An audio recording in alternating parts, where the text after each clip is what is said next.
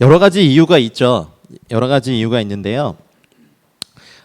그 600만이 홀로코스트 그 대학살을 당할 때요.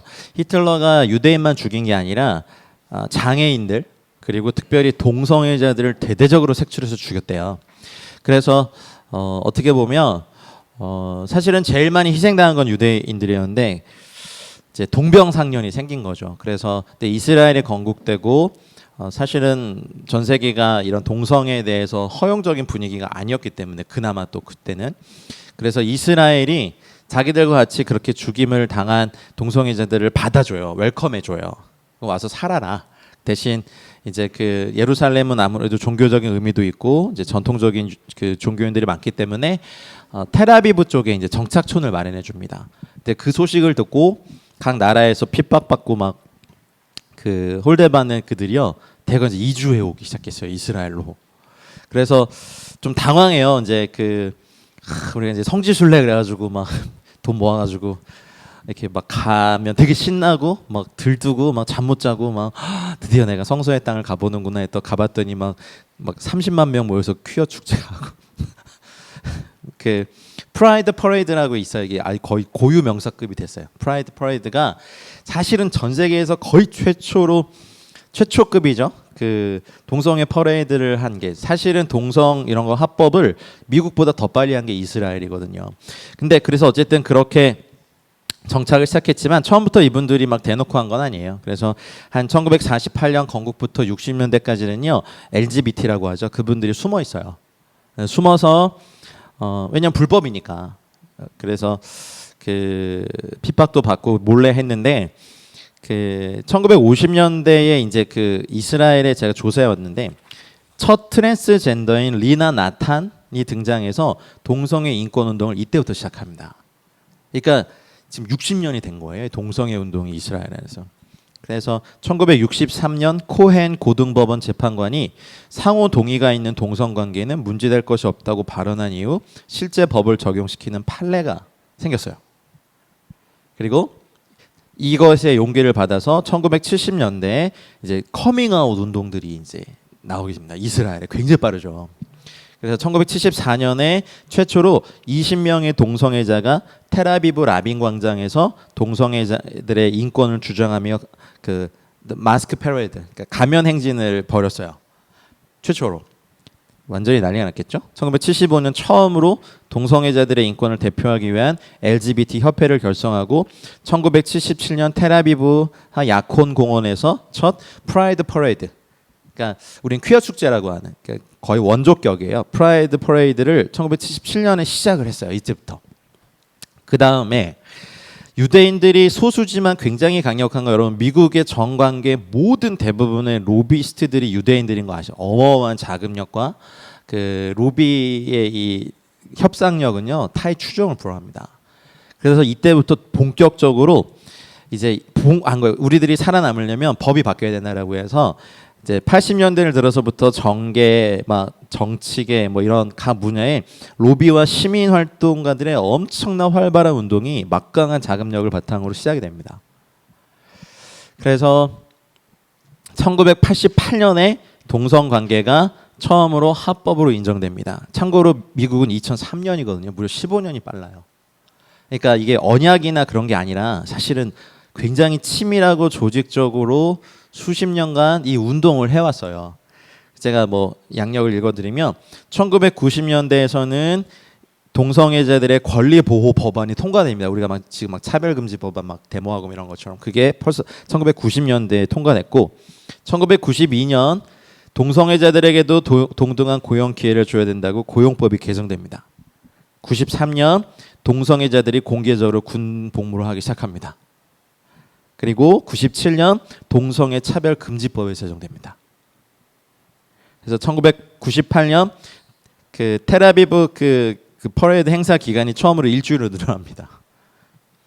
2000년대 들어서는요 이제 본격적으로 파괴가 시작이 돼요. 그래서 2002년에 이 프라이드 퍼레이드를요 굉장히 큰 행사로 자리 잡으면서 2002년 10월 그 LGBT 협회 간절한 소원인 동성애자 국회의원을 최초로 탄생시킵니다.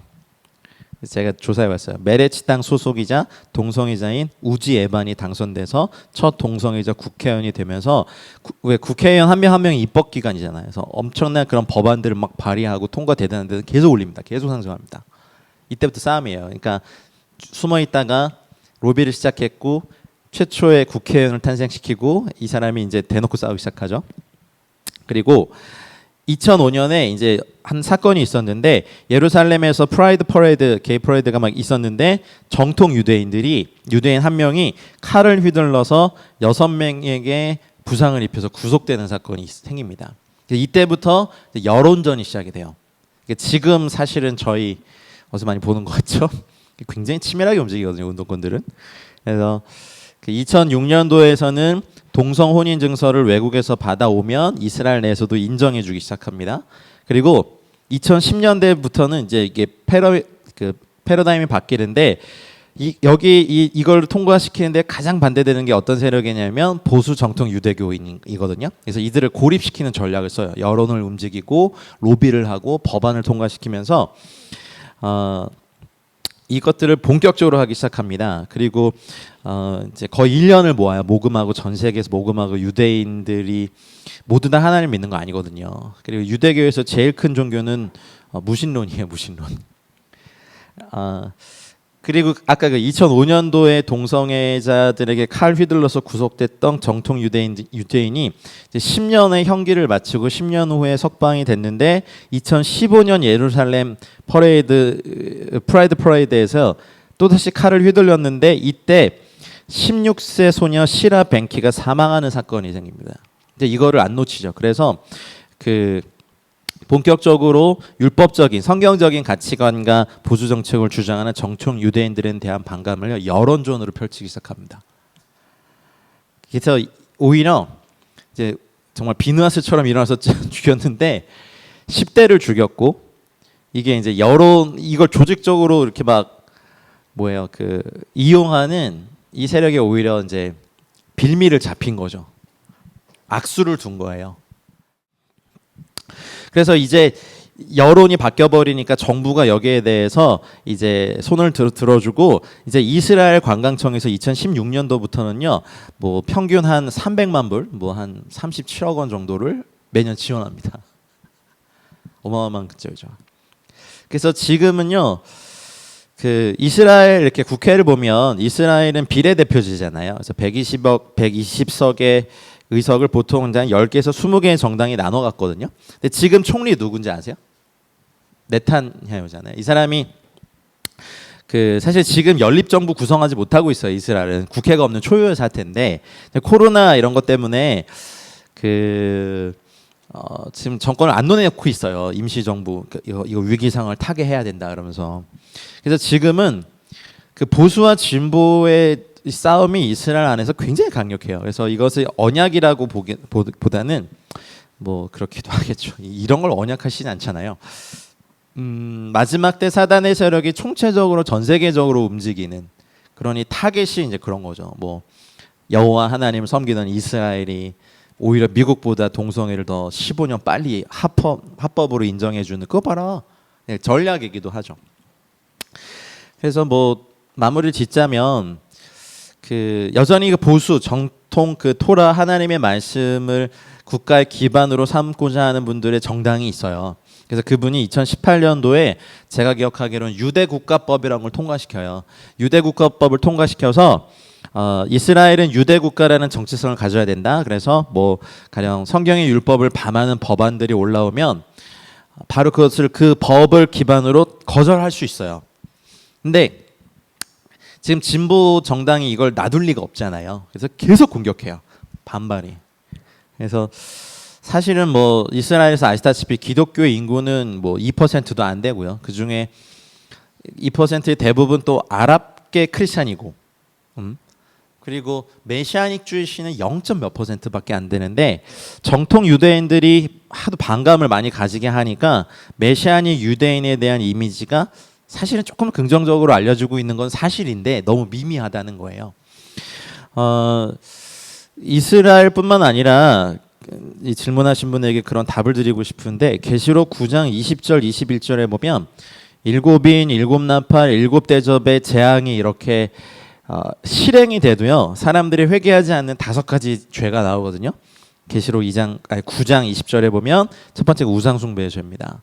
21절에 보면 살인과 복술과 음행과 도둑질을 회개하지 아니하더라. 계시록에. 이게 좀 씁쓸한 말이지만 안 없어질 거예요. 오히려 많아질 거예요. 사단이 자기 때가 얼마 안 남은지 정말 잘 알아요. 그래서 빛은 더 밝아지고 어둠은 더 강해질 거예요.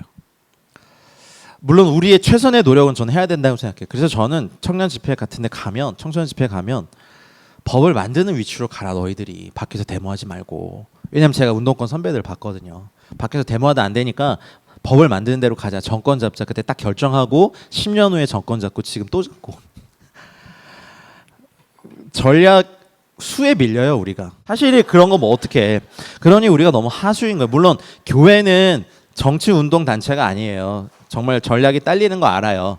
그런데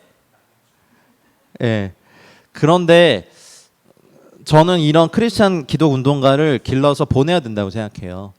그리고 국회에도 보내서 성경적인 법안을. 법이 바뀌면 끝장이거든요. 한번 바뀐 법을 또 바꾸면 더 어렵고.